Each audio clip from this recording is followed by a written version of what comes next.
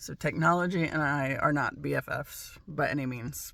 I had 16 minutes of a video and like somehow managed to hit the stupid button and shut it off, and like all at once my phone, like I felt it do something, and then I looked at it and it's like got the record button back. It's like, well, shit.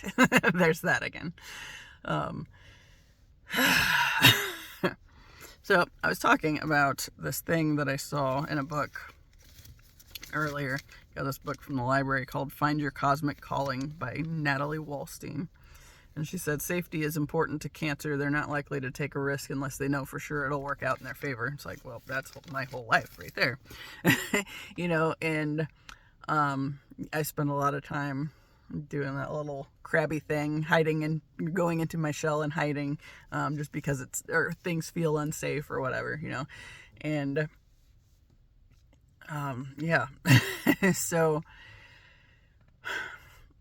I was talking about how I left Alabama in December 2017 on a trial run separation to kind of start the disconnection that process with my ex-husband. And it's like I had to do it the one time where it felt the most real, because I had most of my stuff down there, not all of it at that point, but I've mentioned on here a few times, like there were other times that I tried to leave, but then I would get around family and then hear how everybody hated him, and then he'd be talking to me and say, well, your family's always hated me and that's why you can't stay or whatever. It's like, when I was there and not listening to my family, like I would intentionally at times disconnect from my family so that I was more sure that I wasn't just listening to them on what they had to say about him. But then when I left, and then he'd kind of get in my head, and it's like, was it just because I was listening to my family again? And I kind of lose that sense of realizing what was me and what was motivating me at the time, like if it was something within me that was leading me to leave, or if it was other people like outside of me that were having that kind of influence. And I think the answer to that one was just yes, both ways. I would know that it was me wanting to disconnect, and then as soon as I got away, then it's like, was it really? And I'd start second guessing myself. And that's why like I got the one tattoo that I set the intention of stopping second guessing myself. That's one of those big things, because I've always done it, and I got, there's another story I've talked about on here before. My tattoo on this side is a Halestorm quote from the song Bad Girls World. It says, if you be yourself for no one else, they'll hate you because you're beautiful. And there's something that came up last year. No. Okay. When I got it was roughly 2020, I think. And at the time, I was still of the mindset where, like, I always, I was struggling at times with, the tattoo thing, where I wanted the tattoo. It was like, I think, the 9th one I've gotten, I don't know. But I had this tendency to always, right before I would go get a tattoo that I knew I wanted, I would get really stressed out about if that was the thing that was going to send me to hell, and feeling like it was always basically a battle of, this could potentially be for my soul, right? Because that's what the world has always told me, or religion has always told me, that, somehow tattoos make you lesser than, and, are not not a good thing to do, blah, blah, blah. And yeah, they can send you to hell, essentially. And, or be the reason you end up there, or a reason. And I got like really stressed out about this one in particular. And I think it was because it was one that meant so much to me when I thought about it and wanted to get it. And so I would not like double check the words or anything. I wrote it down, and it's like after I wrote it down, I could not touch it. You know, like if I'm writing something that and I reference a quote, then I'm going to check and recheck and like triple check at least to make sure I get it accurate, right? So there was this big span of time where I thought that I had the tattoo all fucked up, and I've even talked about it on here, as though I still was thinking that I had it fucked up, because I thought that for a long time. Last year, back in the fall, I had this moment where I was kind of got this little jealous feeling regarding something silly with like the twin flame connection and whatnot. And I was like, this is stupid, literally stupid. I've never met this guy, and yet here's this overwhelming feeling that I don't understand. You know, I'm just kind of like, okay, help me understand where this is coming from. And it took me back to like this tattoo and, you know, kind of telling the story of it. And I realized that it linked back to this fear of abandonment. And like I could possibly do something where the universe or God or whatever would just like completely turn its back on me and leave me out in the cold, if you will. But I would, even back then, I was so convinced that I had gotten it wrong. You know, it says, if you be yourself for no one else, they hate you because you're beautiful. And it was something with the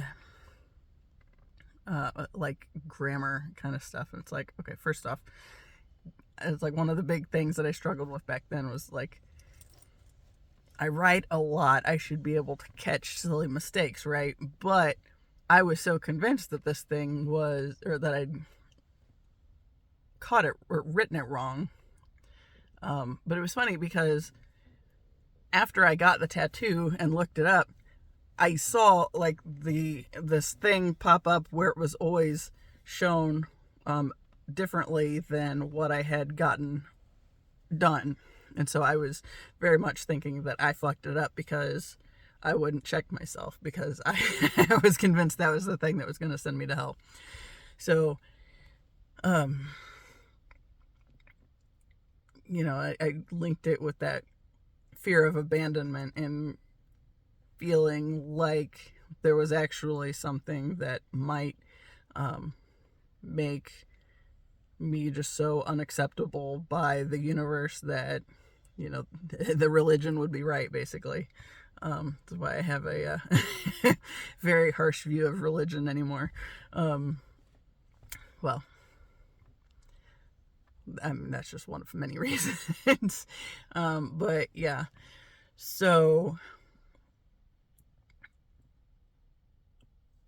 after I talked about it and even was convinced I had it wrong in the last video I talked about with it, I think it's March or April that I talked about it, I was so convinced that it was just wrong, right? And then after I set the intention on this other one to stop second guessing myself, something came up and I decided to look up the song lyrics, and now I can only find it the way that I've gotten it on my arm. So it's like, I thought it was wrong, but I'm pretty sure it's right. You know, at the time, it's like, well, music does whatever the fuck music wants. So, you know, however that looks, whatever that sounds like, whatever, it is what it is. You know, that's kind of, once I kind of reached that it is what it is mindset, then it was like finally free to step back and realize that maybe I wasn't as wrong as I thought I was.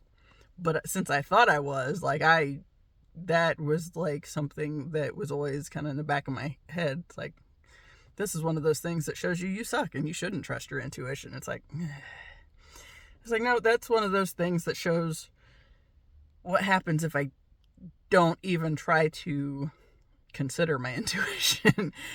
Because like I was so afraid that it would become something else that I stopped being able to see it for, why I wanted it and the meaning it had to me, in order for me to commit to getting it.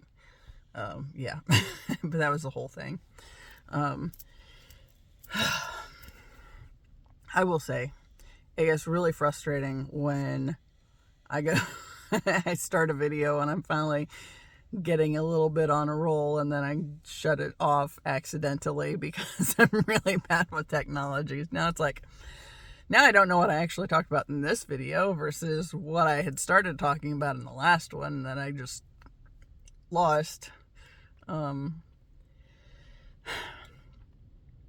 One of the big points that I know I was talking about, at least in that one, I don't know if I've touched on it at all here, was, I mentioned yesterday that I had a dream where I realized that I might be the runner in the twin flame connection, because that's the idea of the runner and the chaser. That's a big thing, and one person focuses too much on the connection, and then the other basically runs off and disconnects from the whole thing because it's basically a mirror and it's showing you stuff that you still have to work on and painful stuff sometimes. And the dream I had the other day, it's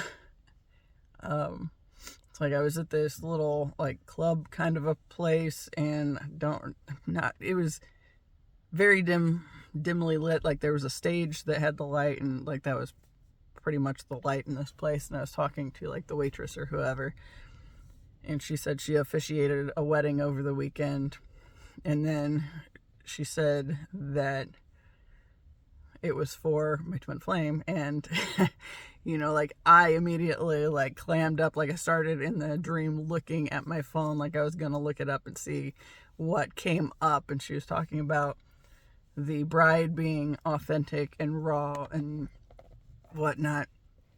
It was like it's like I wasn't a part of anything like that, and it's like so I panicked and it was like, okay, so I'm wrong on everything, right?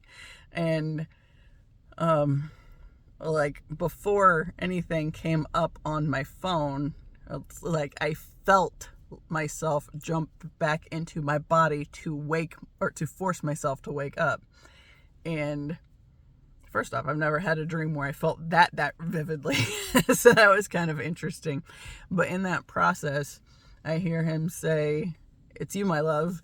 It's like, I know it's supposed to be. And like, I just like kept going. And like, when I woke up, there was all this anxiety and like all these feelings of, not trusting myself, that kind of a thing.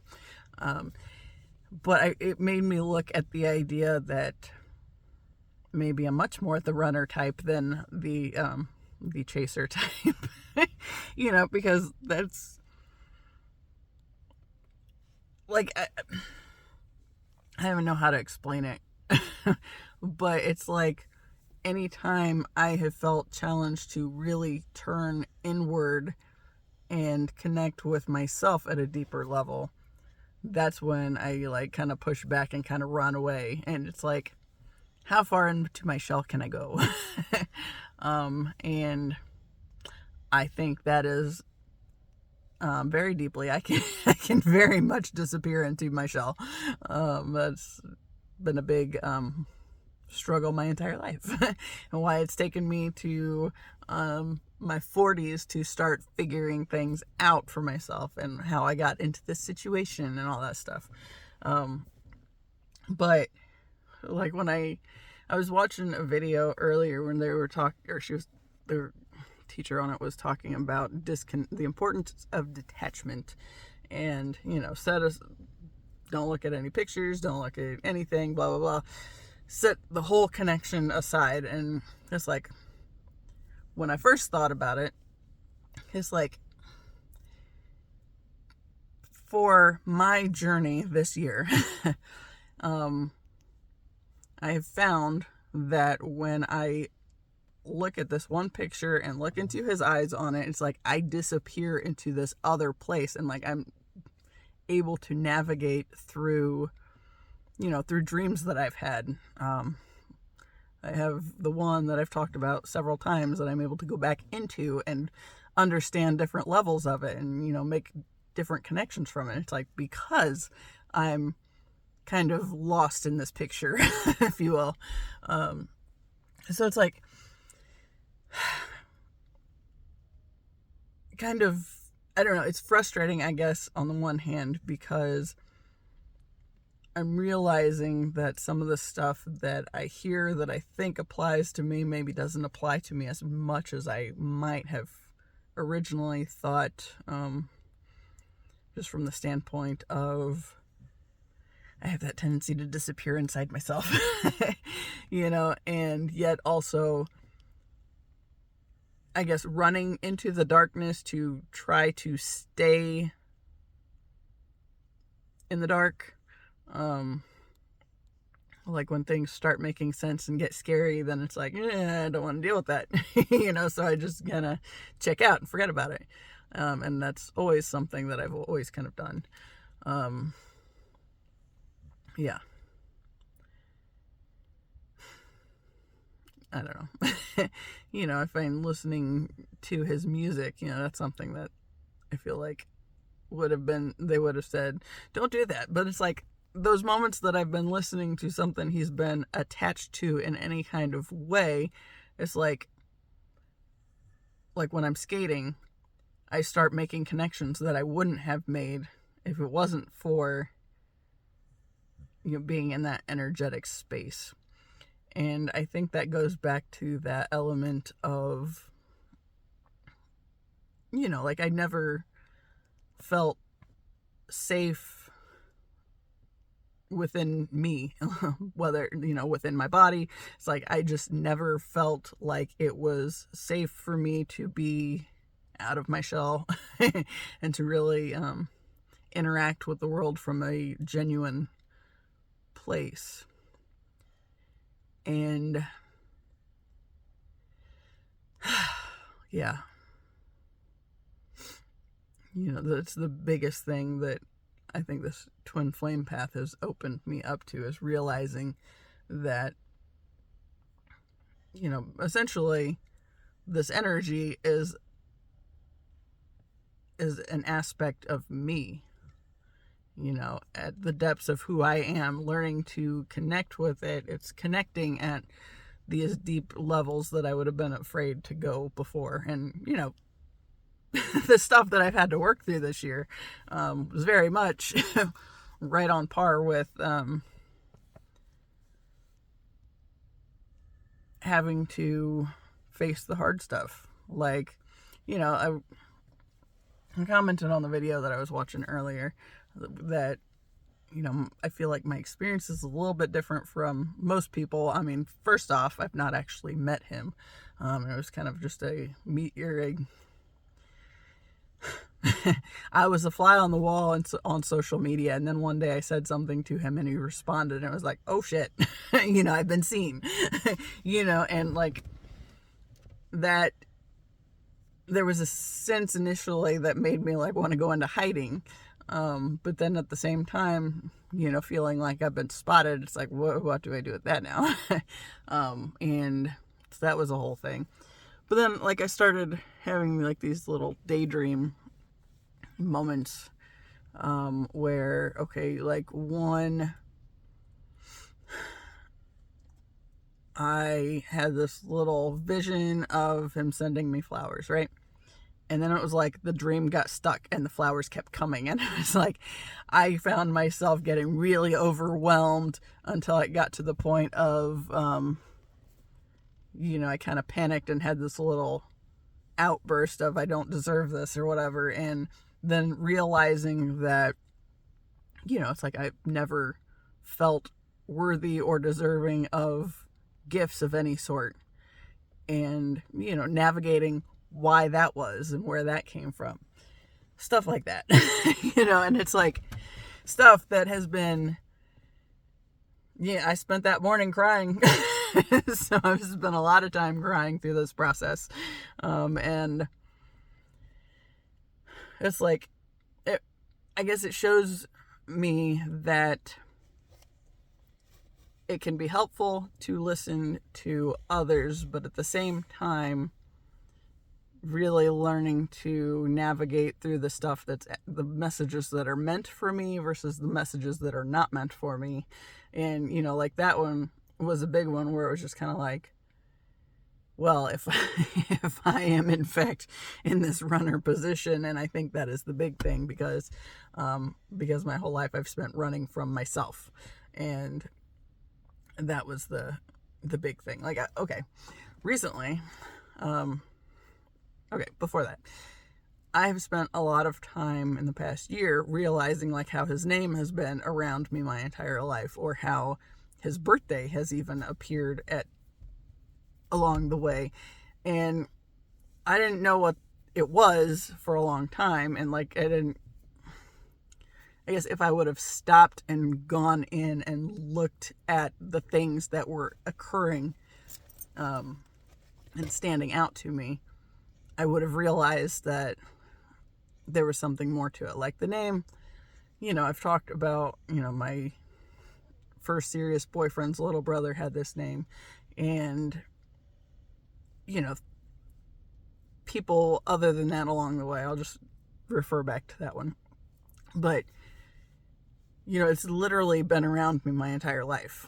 And then when, like, I started trying to connect to that point in undergrad, and then, like, because I knew that it was there and it kept coming up, but because I was still not trusting my intuition, I was trying to turn it into something else. And I think that's a big part of why the intuition thing is so important for me, and why it's been such a struggle for me to really learn to tune into it, because the answers that I seek are usually like they appear in a timely fashion if I really put the request out there to want more, or to to want answers. Like, this is one I have no way of knowing whether this is accurate or not, but I can tell you that a few months ago, I was walking around the cemetery with the dogs, kind of having this little conversation in my head, and like having this idea of wondering what his middle name is. And I know this sounds completely silly, but as I'm walking around, I start looking at these stones, and like the ones that my attention was immediately drawn to were several in different spots of the cemetery where the name Robert was on there. I was like, I have no idea whether it actually is or not, but we had like this whole energetic conversation going on in this like other space about this name, and then like literally it was popping out everywhere. And then I got to a point where it's like, okay, if this is actually his middle name, then I want to see his initials, right? Like the three of them, and have it be somewhere where it stands out so clearly that I can't deny it's a message from me, kind of a thing. And then it started showing up, and in silly places, like, okay, for his, the three initials, which I'm not touching on those because I don't want to give too many details at this point in time. But I started realizing that two of the cars that my ex had, that I drove frequently, had these initials right in the middle of them. It's like, that's interesting. Okay, I talked about his birthday.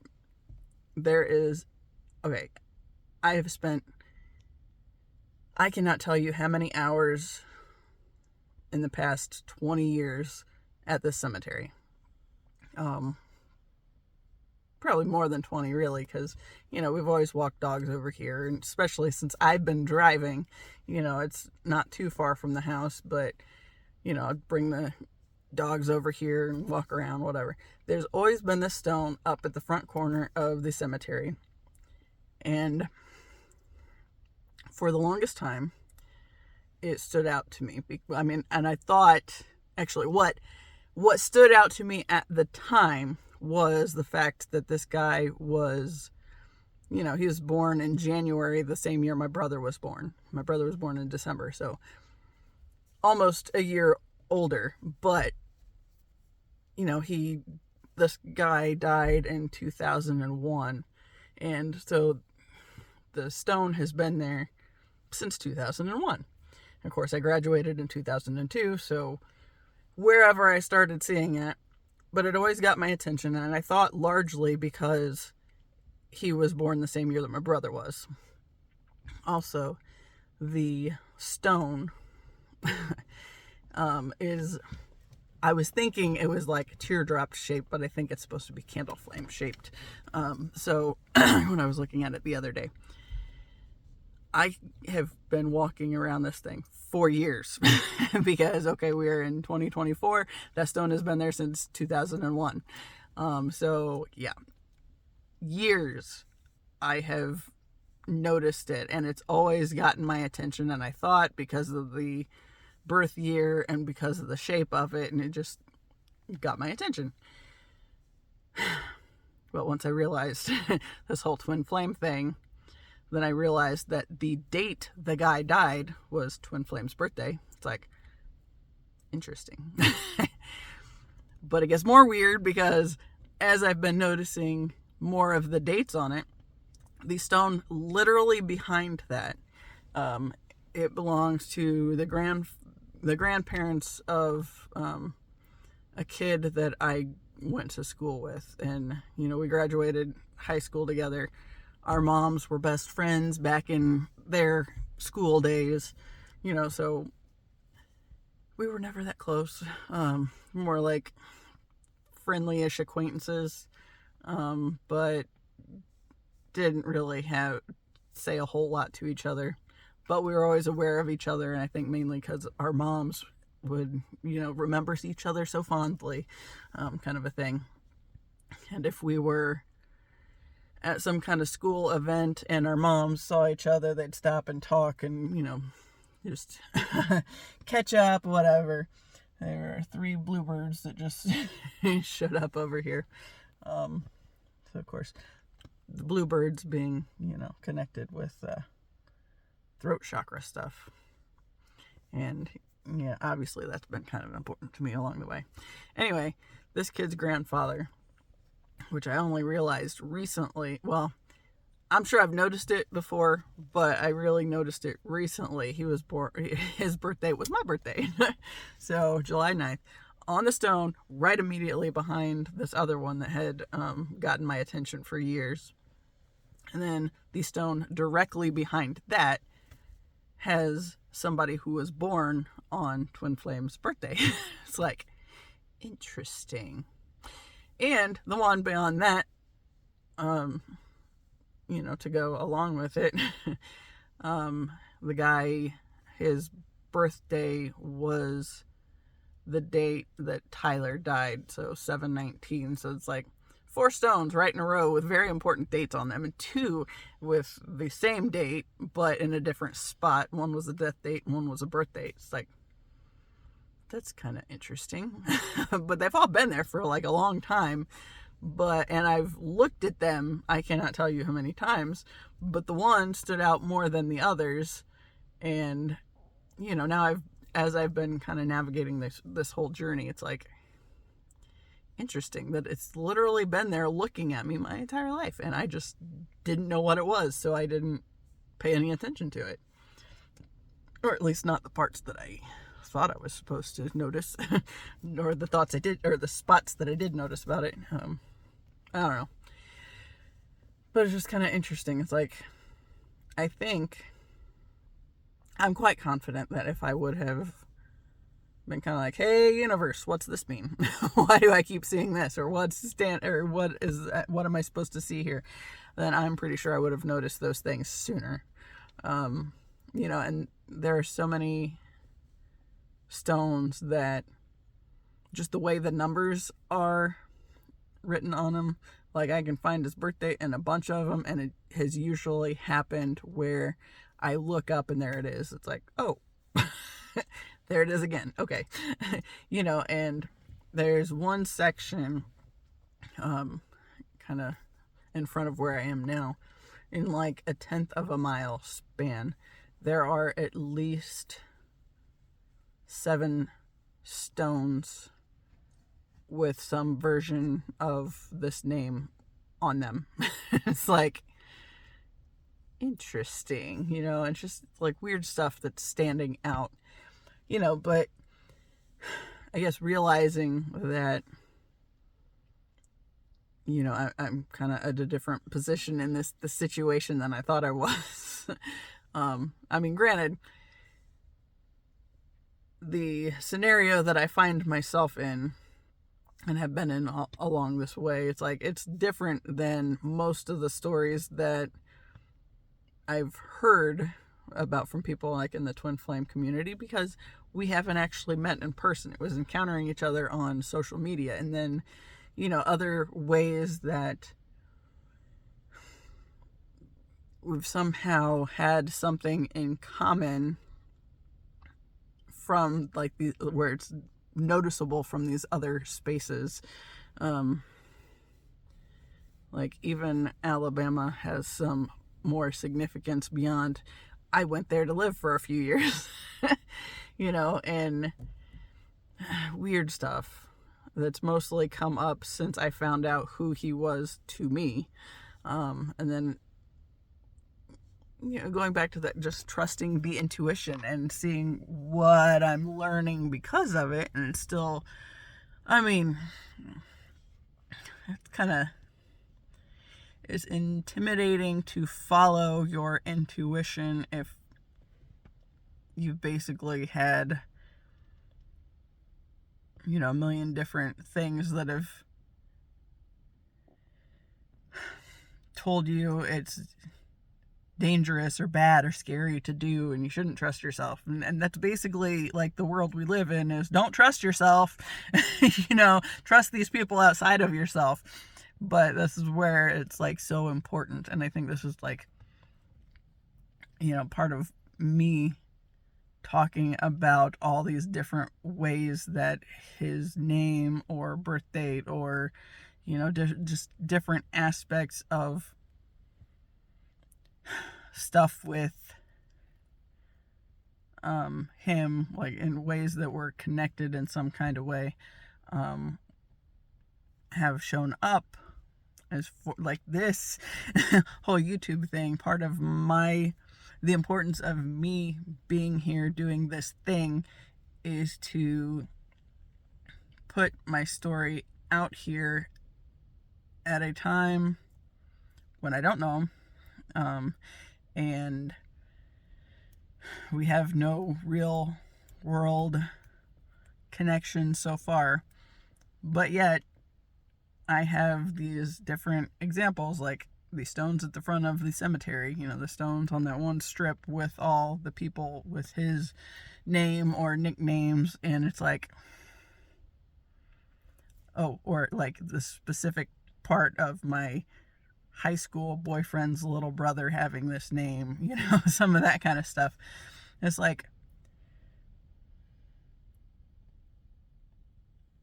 I am learning to trust my intuition because of all the stuff I'm realizing now, but I'm also aware that these things have been available for me to recognize my entire life, or for like some substantial span of time. Like that guy died in 2001, and yet that birth date or his death date, but dude's birth date, it's like, that was just the one that, with the shape of the stone and the common factor of my brother's birth year, those were the things that drew my attention to it. But that has been looking at me since 2001. And then I realized in 2024 that, hey, it's dude's birthday. So I think that's part of why it's been so important for me to do this YouTube thing and to learn to use my voice, because that's been a big struggle in and of itself, is because through me putting these stories out there and these little, they're basically collecting the pins that the universe has put out for me in various things, revealing those on here, I think will set it up so that whenever it is time that we do actually meet and anybody else finds out about this whole thing, there will be a bunch of things scattered along the way to show that I have known, or I have been connected to his energy at some level every step of my life. And I talked about many times about being 4 and having that sense of what the life path was and the journey to unconditional love kind of a thing, and realize, even then, making the connection that I think he was probably, sounds all sorts of crazy, checking in with me to make sure things were still on point, because there's a whole free will thing for what we had set up before either of us came onto this planet. And since I've been talking about this stuff for so long, and a lot of these stories are repeat stories at this point, because I keep going back into the same or similar aspects of it. Because I'm learning different, or to look at it from different levels as well. And like that one dream where the first time when I had the dream in 2020, it's like I was sitting on a couch with my ex, and there were, him and 3 of the guys he was connected with in the band were on stools behind the couch. And, it took some time before I realized that they were at a higher level, because, the lower level that I found myself in, it wasn't because I belonged there. It was because I was there to learn some things and navigate. Basically, my whole life I've wanted to understand why people get stuck in bad situations and can't get out of them. Like, that's a big reason that, it was so necessary for my path for me to experience divorce and to get into a situation where I felt so badly of myself that I ended up with somebody who treated me exactly like I felt like I deserved for a span of time. And basically forced me to realize that I didn't, or I realized that I did not deserve that treatment at all, and then navigate how I got into that and why I felt stuck there, and then, disconnecting from it.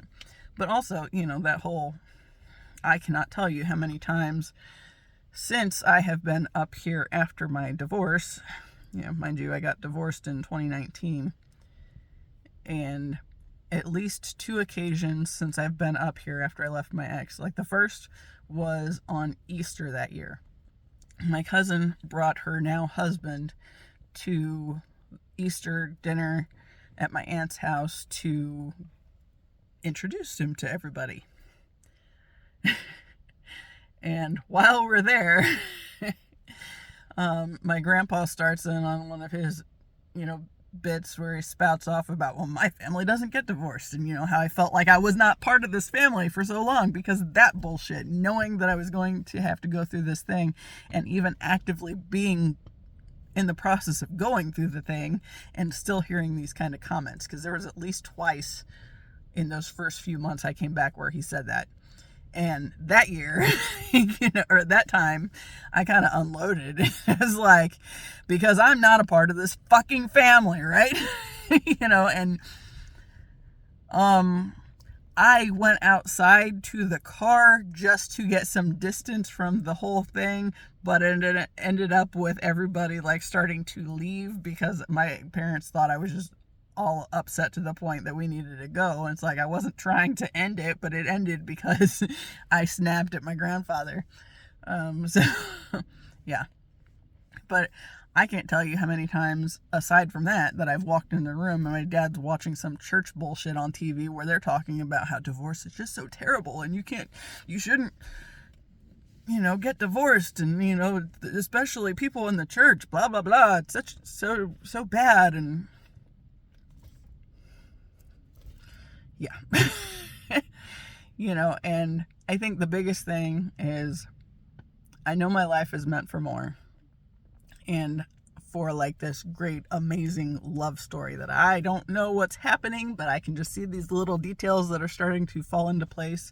And like the whole thing with twin flames is it's divine timing. It's like when you are both at a point where universe says you're where you need to be for it to work out, then you can get there. But like before then, it's like every time you're going to keep seeing the stuff that you need to work through to get out of your system before that connection can come to fruition and be what it was meant to be.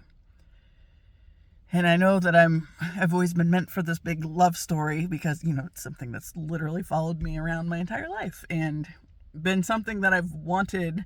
And I think just the fact that you want something, there's a reason behind it.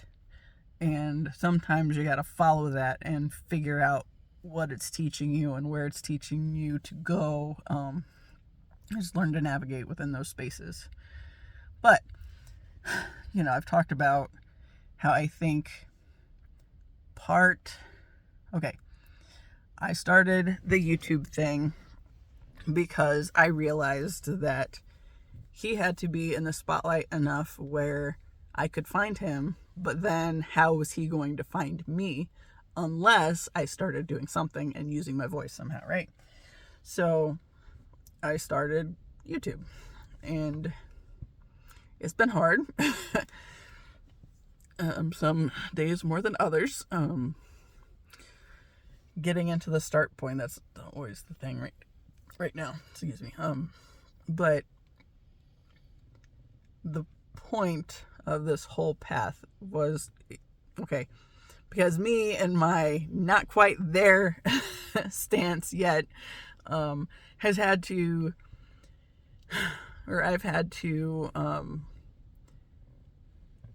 I get to know myself at a lot deeper levels than I was ever willing to go before, and realizing that I've always been running from myself, and I can prove it because it's largely been this connection that I wanted so much and yet was so terrified of the possibility of it existing, and it's getting windy. I guess kind of sprinkling too, so anyway, but yeah, like he had to have some kind of spotlight so I could find him, but then how was he going to find me? So then I had to start doing this thing and then trying to navigate my way into whatever I'm supposed to be talking about on here. And, as I start and get into it a little bit, I feel like by the time, here I'm at 43 minutes. By the time I'm at the latter half of it, I feel like it's starting to make more sense and flow a little bit better. And ideally, one of these days I will take less time about getting there. But for now, it's still a process. But I'm putting out these little stories and like the little pin moments where the universe has showed me that we've always been connected in some kind of way. And he's been surrounding me my entire life. I just wasn't aware of it. And then once we do finally meet, I think that's going to be when anybody gives a shit about who I am and what I'm doing this for. And then they'll have a bunch of stories where they can go back and be like, oh, here's this, look, she's right there. And I think that's kind of the big point on the stuff I've put out into, this YouTube thing. The universe, or me helping the universe by sharing something that later it can show others that, hey, you already do kind of know. Even though the world has told you don't know and you can't trust yourself, but this is my little evidence that you can, and it's not easy, but it'll be worthwhile eventually. Yeah.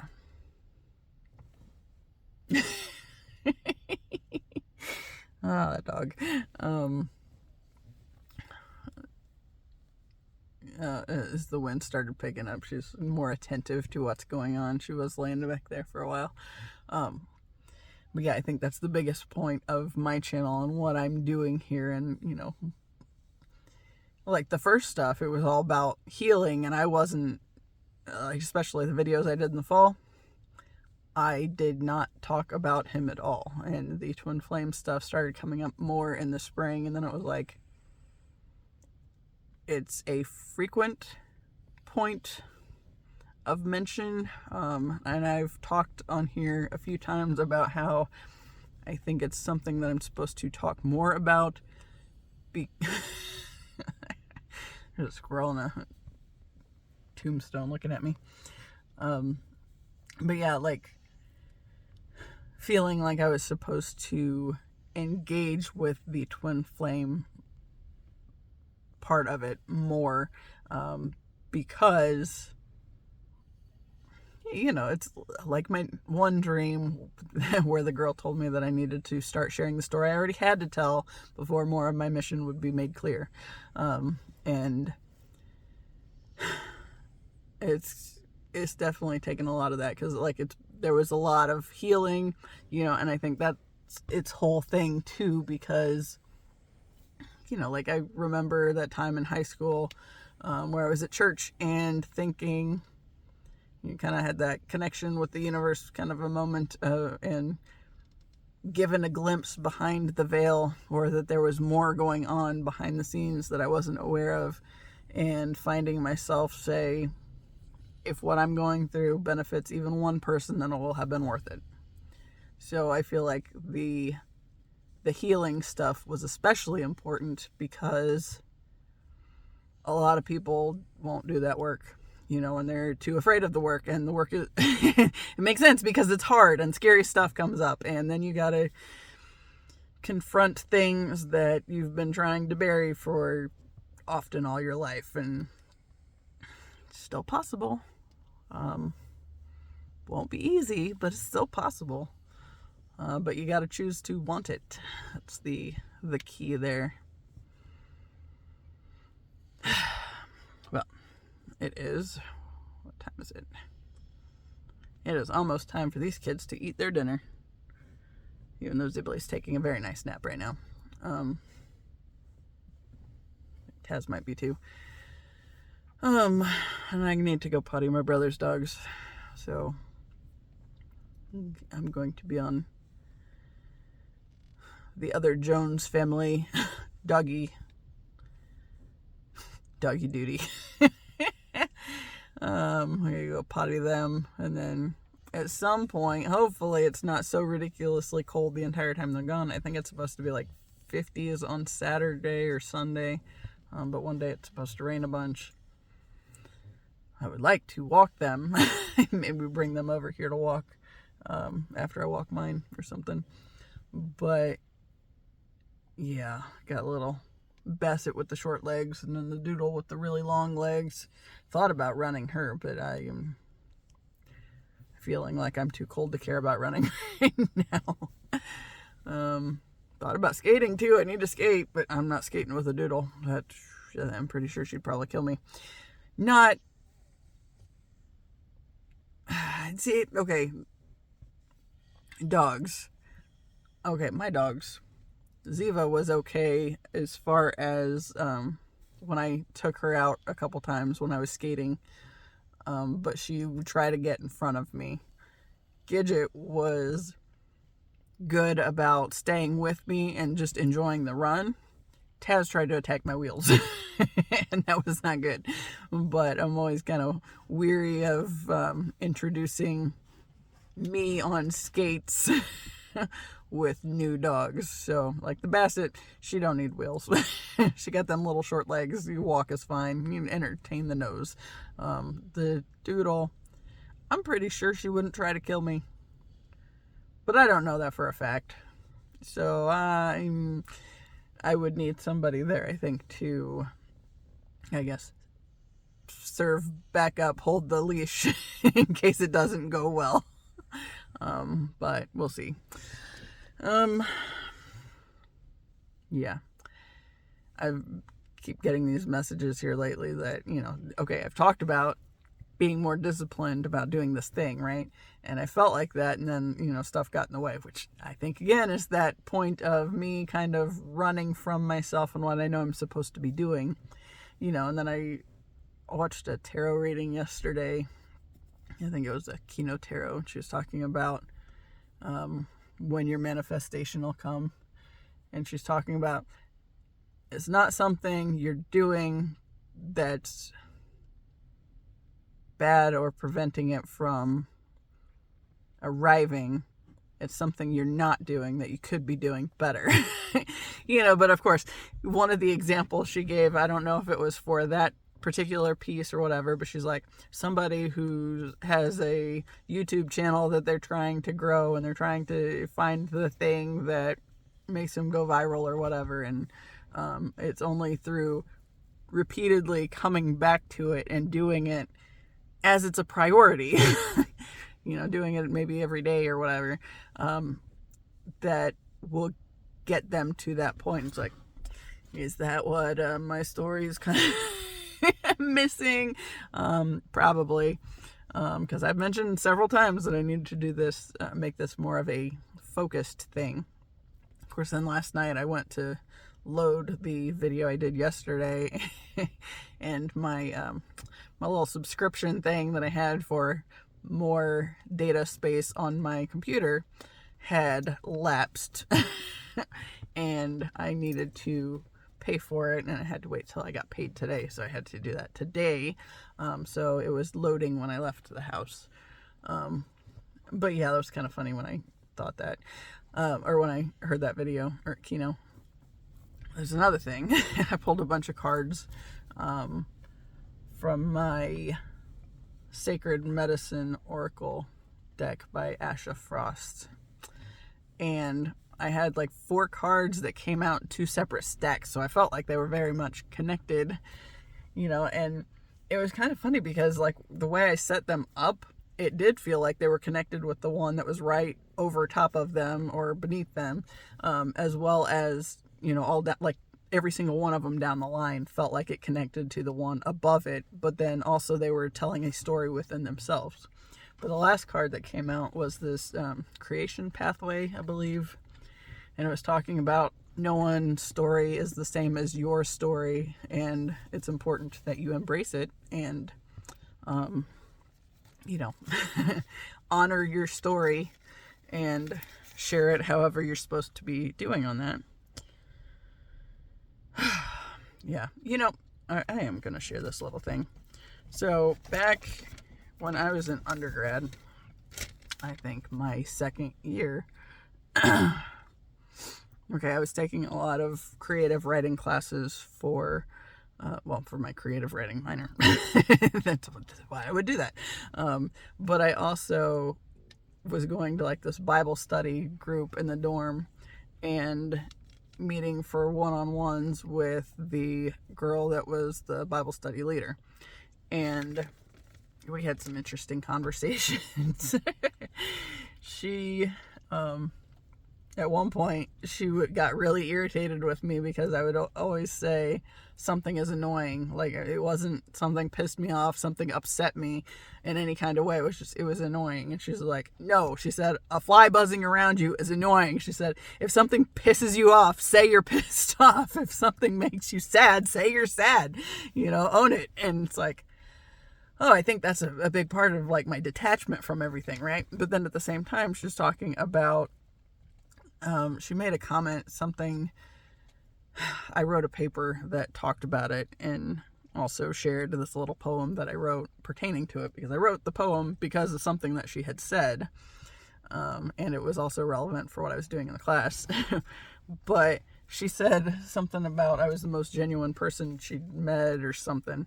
And it triggered this whole thing on me trying to figure out if that was accurate. So I wrote this poem, and it's called Genuine. And to this day, I think it is my favorite thing that I've ever written. It was roughly 2003, 2004. So it says, trying to be what is real in a world where reality is dim, character shining through from within. Is it the truth or is it a scam? Why is it hard to be who I am? I try not to question the things that come my way, just take them to heart day by day. It may not make sense and it may not be time, but is all for a reason. That's a belief of mine. I don't like to hide what I feel, though I do. It brings my sorrows to surface when I feel what is true. Hey, when I fear what is true. Why try to hide it when it's really there and try to avoid it like I have not a care? Today being superficial is the main facade, truth being a concept that is rather broad. Losing sight of the truth more and more every day, putting more into these games that we play. I don't want to hide who I really am. And I don't want to lie to the world and be damned. Shine forth what is true and all I have within, and my God, let me be genuine. And I feel like, that's pretty much story of my life right there. Everything in a nutshell. It's like that has been, I gotta turn this car on. It's it's steaming up and it's chilly. But like, I feel like that's been like the big thing, is it's always me trying to get to what is real in me, but also being so terrified to do it, and denying myself while also trying to figure out who I was, and navigating that interesting dynamic. But yeah, so of course, sorry for the distraction with the dog licking the seat in the middle of it, but yeah, well, here we are. That's my dog. Yeah, I'm going to get off of here and get this posted too, now that I have my memories back on my computer and I can save new stuff again. Yeah. As always, I appreciate you, and until the next time, see ya.